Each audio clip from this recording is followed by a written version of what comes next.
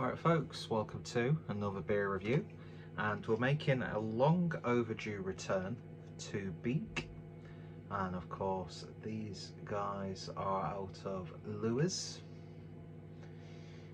I never say that place right, but yeah, this is a can of Come On, which is an IPA clocking in at 6.5% ABV, squishy raspberry and currant and pine resin, red currant and pine resin, tangerine, orange juice and Pinot Gris, per honeysuckle and heather honey. And doesn't that sound lovely? And I love the artwork on Beak, very childlike and fun a lot of the time. Picked this up whilst I was in London about a week or so ago. I haven't touched a drop of alcohol for just over a week now, due to having the dreaded C word, although it was just like the flu for me, so I've been very lucky. Could have done without the upset tummy and headaches though, but aside from that I'm not going to complain. So I picked this up, I can't remember if it was from Craft Beer Tooting, or I think it was from Craft Beer Tooting.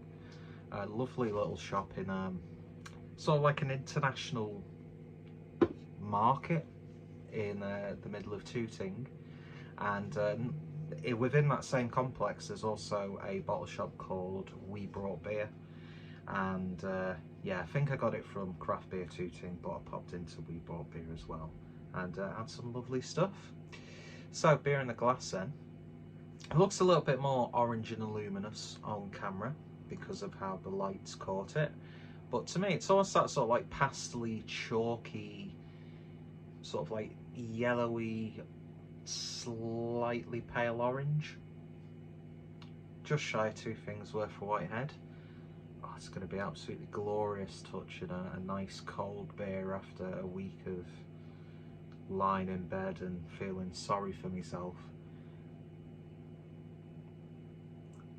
And that was even before COVID. Anyway, so we shall see. We'll see if our palate hasn't been affected, or has been affected or not. Anyway, shut up and smell it. That's what she said. It's a really sort of mellow aroma coming out from this one. Definitely getting that grapey Pinot sort of character. But then there's an underlining sweet berry citrusy tone. Definitely blood orange. A little bit of pink grapefruit as well. But yeah, there's that sort of like soft, sweet aroma, almost like a berry, as it said on the label. Power of persuasion. Anyway, smells really nice, so hopefully it tastes just as good. Cheers folks.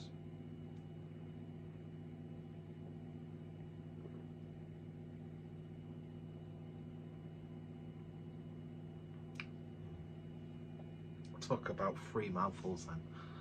Oh my god, how I've missed this. Can't emphasize enough how sort of like Pinot-y, grapey, winey it is, but not too much so, because I'm not a big fan of those flavour profiles. But it works beautifully in this because it's offset nicely by a sort of like blueberry, raspberry-like sweetness. There is that dank pine edge coming through, which plays along nicely with the grape-like flavours. Nice medium mouthfeel. Nice sort of mid-level carbonation, not too gassy but not too undercarbed.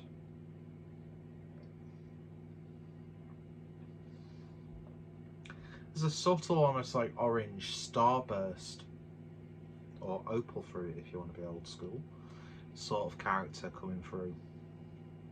And that sweetness in that regard gives that slight confectionery element to it without it becoming too much so.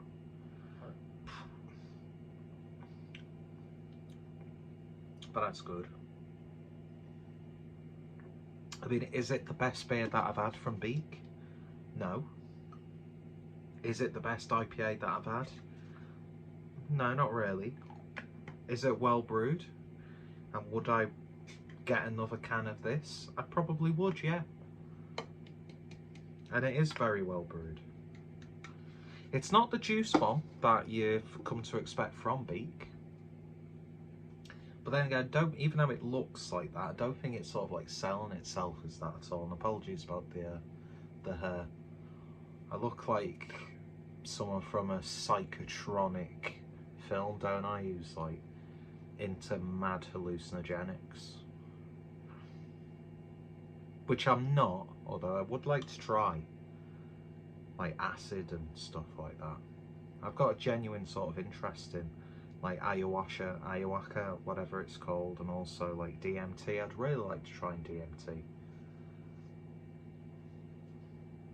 But yeah, I'm sort of like looking like I've just come back from NAM.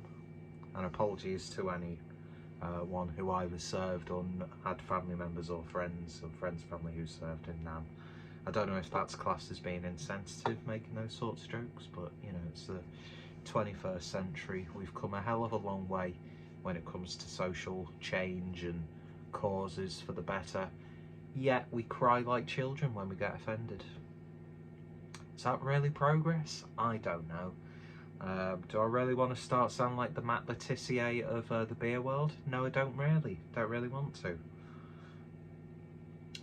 But what I will say is, flows so perfectly. Does my, what's that word when you make a segue? Oh, I've missed good beer. Sounds so terrible. But a week off, I don't think it's too bad. Just break it up a little bit. I mean, to be honest, when I was in London for the weekend, the beer wasn't my focus, so I didn't really drink too much prior to getting the C word and then not drinking beer. I could have happily still had a beer every now and then, but I didn't really want to be honest. It was nice for a reason to have a break, aside from your own health in general being a good reason to take a little bit of time away every now and then. But yeah, that's pretty damn nice. So that was Beak's Come On IPA, 6.5% ABV. Definitely worth a go if you've not tried it. Does it say what hops they've used? No, it doesn't. It would be interesting to know what hops, because I've got a feeling, could there be something like a New Zealand hop in there, adding that sort of dry, grapey-like flavour? I don't know. I'm no expert, as you can clearly tell. So yeah, if you've tried it, let me know your thoughts, opinions down below. If you're a fan of the brewery, let me know your thoughts, opinions of your favourite beers and you know what. Links to Beak in the description. And yeah, thanks for watching. You all take care, stay safe, and oh look at that, I've got a fringe back. Peace, and I've seen things, man. I've seen things.